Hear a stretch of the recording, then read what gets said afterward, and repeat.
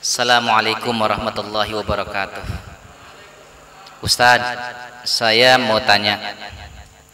Sebulan yang lalu saya dita'arufin ke seorang ikhwan sama teman saya dan sekaligus jadi perantara saya. Alhamdulillah. Setelah saya lihat CV-nya, saya tertarik Ustadz. Alhamdulillah. Dan langsung saya terima ta'arufnya. Alhamdulillah. Iya kan? Karena visi misi kita sama. Secara fisik saya belum menyukainya Ustadz. Ini akhwat mantap sekali ya. Tapi saya percaya menyukai seseorang itu bisa tumbuh dengan seiring berjalannya waktu bersama. Allahu Akbar.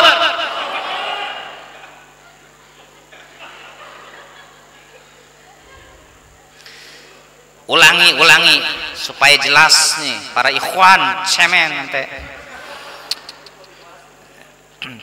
Setelah saya lihat CV-nya, saya tertarik Ustadz, dan langsung saya terima ta'arufnya karena visi misi kita sama. Secara fisik saya belum menyukainya Ustadz, ini akhwat ya, tapi saya percaya menyukai seorang itu bisa tumbuh dengan seiring berjalannya waktu bersama. Setelah ikhwan ini bersilaturahmi ke keluarga saya, ada kesalahan teknis yang gak mungkin saya ceritakan karena ini aib keluarga saya. Di sininya pentingnya perantara. Lobby itu penting. Lobby macomblang perantara ya. Akhirnya kita lost contact via chat WA dan kita sama-sama mendoakan yang terbaik untuk jodoh kita masing-masing. Ternyata ini gagal. Pertanyaannya Ustadz, kenapa akhir-akhir ini saya jadi mikirin dia Ustadz? Takut kehilangan dia Ustadz, takut berjodoh sama akhwat yang lain, padahal ketemu baru sekali dan enggak ada rasa suka. Apakah saya terkena sihir atau bagaimana Ustadz?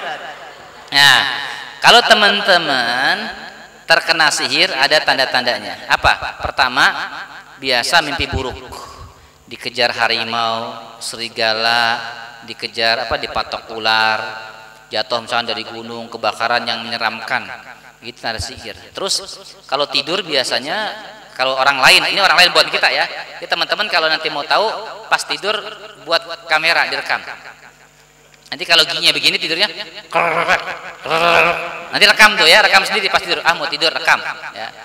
Pengen tahu kita tidur ngapain ya? Misalkan tidur. Belum pernah tuh ya, unik ya. Kayak kemarin kan ada di YouTube terkenal tuh langsung viral. Jadi berapa jam dia diam? 3 jam bengong, ya. Jadi YouTube begini aja juga dia. Tapi ternyata viral juga ya. Jadi teman-teman buat yang unik-unik nanti kalau itu Pak tidur ya, sampai ngacainya apa yang direkam. Ya. Sedih ya. Apakah saya disihir? Kalau sihir itu ada tanda-tandanya. Biasa mimpi buruk. Dan yang kedua, dia ingat terus. Ya.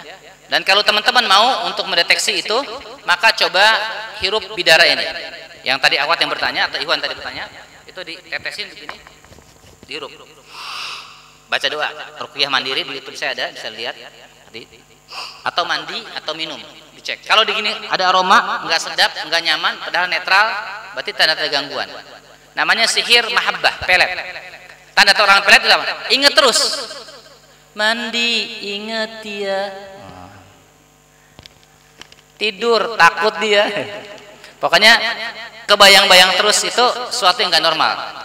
Apalagi mau ta'aruf sama yang lain, gini, ta'aruf gagal, ingatnya dia, muncul wajah dia, itu hati-hati, tanda-tanda sihir atau pelet, sihir mahabbah. Amalan apa lagi Ustadz yang bisa membantu saya? Apa minta solusinya dari Ustadz?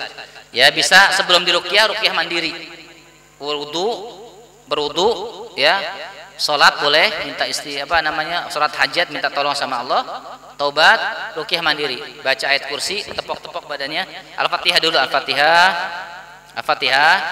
Alhamdulillahi Rabbil Alamin, baca ayat kursi, ditepuk-tepuk, kalau ada mual-mual, ya itu berarti ada reaksi.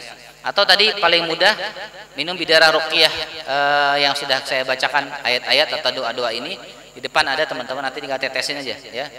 5 tetes begitu ya. Coba testimoni satu orang ada yang merasa ada gangguan, siapa sini? Jangan deh, ntar mau bujuk juhur lagi kerasukan lagi ya. Ya ntar aja. Kita kalau kayak kemarin kita ruqyah masal tuh, makanya ta'aruf itu ada namanya mendeteksi cincin pelangan jodoh, itu ada. Cium. Kalau ada mual berarti ada gangguan. Itu ya, selain itu mungkin bisa diruqyah nanti atau ruqyah mandiri atau panggil ustaz nanti bisa dideteksi atau ngobrol setelah ini untuk mengetahui sihir. Ya. Itu ya. Dan disertai biasanya kalau orang kena sihir biasanya tidak semangat untuk baca Quran atau beribadah, tuh malas banget. Atau kalau misalnya dia sholat nguap terus. Atau kalau habis sholat misalnya sudah wudu itu keluar buang angin kentut terus.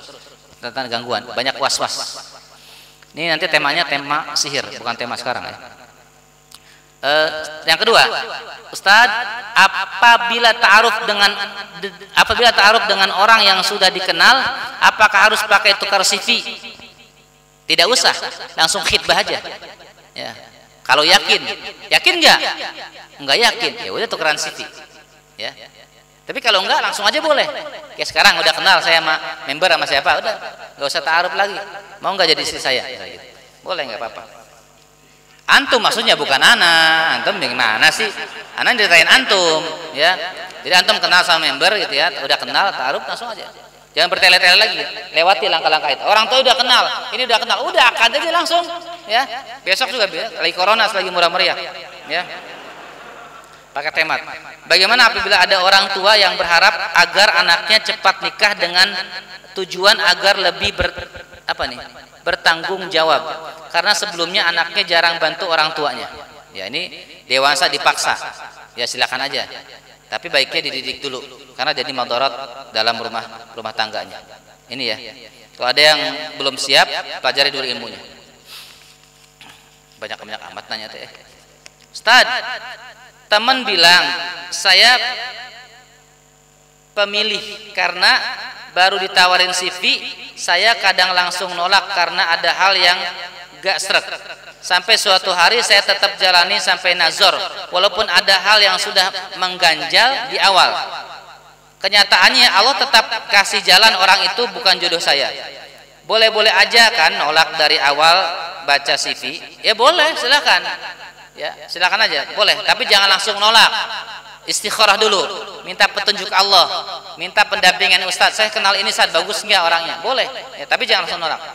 Atau tetap jalani sampai tahap-tahap itu. Ya boleh nolak, nggak masalah. Tapi jangan nyesal nanti. Contoh saya nggak sreg karena dia merokok, apa itu bisa dimaklumi? Bisa dimaklumi, nggak apa-apa. Ya.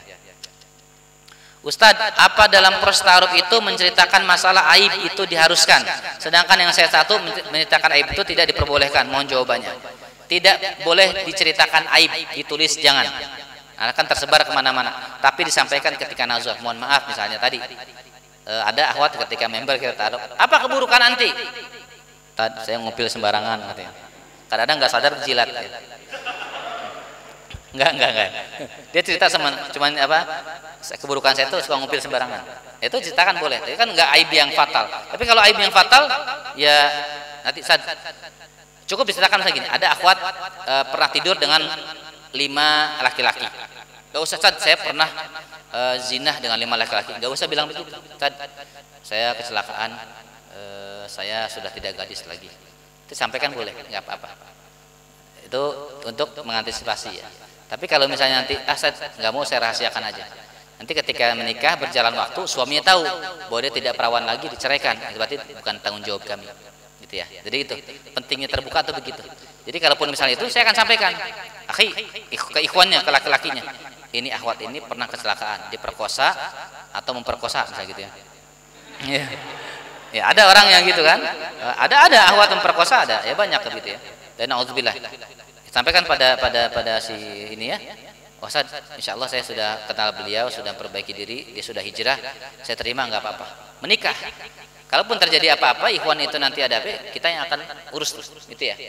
Jadi terbuka penting. Tapi kalau dirasa ini aib banget, saya fatal, nggak boleh ketahuan, ya sembunyikan aja, nggak apa-apa. Karena takutnya nanti jadi masalah dalam rumah tangga kalau tidak diceritakan. Itu ya mungkin. Jadi jangan sampai ceritanya terlalu detail sekali, jadi nanti malah menjadi rusak ya. Ustaz, jika saat ta'aruf apa dibolehkan bertanya mengutarakan aib yang pernah dilakukan di masa lalu? Ini sama tadi jawabannya. Karena saya pernah membaca saat ta'aruf sebelumnya oleh murabi tidak diperbolehkan menanyakan, ceritakan aib. Ya, misal begini, termasuk nggak boleh lagi ta'aruf. Akhi, mantan antum berapa sih? Pengen tahu anak. Itu penting nggak? Enggak penting. Sebutin namanya siapa aja. Oh, sebutin, ayo sebutin. Oh, ya. Cari IG-nya. Ya, itu nggak perlu, nggak penting lagi. Pokoknya sudah hijrah sudah. Tapi hal yang fatal ketika maaf ya, kegadisan atau perawan tidaknya itu perlu disampaikan. Ya. Tapi kalau dirasa nggak perlu, ya udah nggak apa-apa. Kan ikhwannya juga maklum. Hanya kalau ada masalah kita tidak bertanggung jawab di kemudian hari. Ya. Jadi intinya aib itu memang lebih baik disembunyikan. Ya, aib. Tapi kayak tadi yang Kang Haris saya ceritakan, ada kutil yang gede-gede jempol itu dibilang. Ya, saya di belakang ada ini panok, ya, ada kurap, kutu air, kadas kurap, ya, udah diobatin tapi nggak sembuh-sembuh. Nanti sampaikan, ukti, ikhwan ini ganteng masya Allah, tapi ternyata dalamnya ada kurapan, ya, sampaikan itu nggak apa-apa. Ya, saya pas gitu nikah, oh kurap semua gitu ya. Naudzubillahi min dzalik. Itu penting, makanya nanti diobati dulu, disehatkan. Itu banyaklah hal seperti itu yang nanti kita bahas lagi. Ya. Pada saat ta'aruf bagaimana menghadapi calon ta'aruf yang punya aib masa lalu kurang baik. Ya kalau kita siap nerima, dia sudah hijrah, bismillah. Dia punya aib, kita punya aib. Dia tidak sempurna, kita tidak sempurna. Manusia itu tidak ada yang sempurna. Gak apa-apa. Ya kita maafkan aja. Dia sudah hijrah. Tapi kalau belum hijrah ya tentu kita pertimbangkan itu. Tapi kita merasa bahwa calon ta'aruf itu sesuai dengan kriteria kita. Maka jadi saja bismillah. Insyaallah teman-teman ya, istikharah minta petunjuk Allah tidak akan kecewa. Saya merasakan, saya sudah istikharah mencari pasangan tidak kecewa, masya Allah. Allah mudahkan. Ada aib-aib kecil, ada sesuatu yang tidak menyenangkan, namanya manusia, tidak sempurna. Justru kita menikah itu saling menyempurnakan, saling menutupi aib, gitu ya. Siapa sih ya yang tidak ada aib di majelis ini? Semua pasti ada aib, semua pasti ada dosa. Kullu bani Adam khata', setiap manusia punya kesalahan. Wa khairu khata'ina at-tawwabun. Nah, sebaik-baik orang yang berbuat salah adalah mereka yang kemudian perbaiki diri, bertobat kepada Allah Subhanahu wa taala. Jadi teman-teman jangan kecewa. Masa lalu saya begini, begitu. Jangan pernah putus asa dari Allah. Selama Allah masih berikan kesempatan untuk perbaiki diri, perbaiki diri, perbaiki diri. Tapi saya nggak mungkin dapat yang beriman, yang takwa, yang begini, yang soleh, karena saya begini kotor. Nggak boleh begitu. Tetap baik sangka. Orang yang dia bertaubat, berhijrah, memperbaiki dirinya, insya Allah bersama dia memperbaiki diri, Allah akan berikan kasih yang terbaik. Alhamdulillah. Allahu Akbar. Oh enggak, sipi. Dah. Yang berani ambil sipi silakan ya.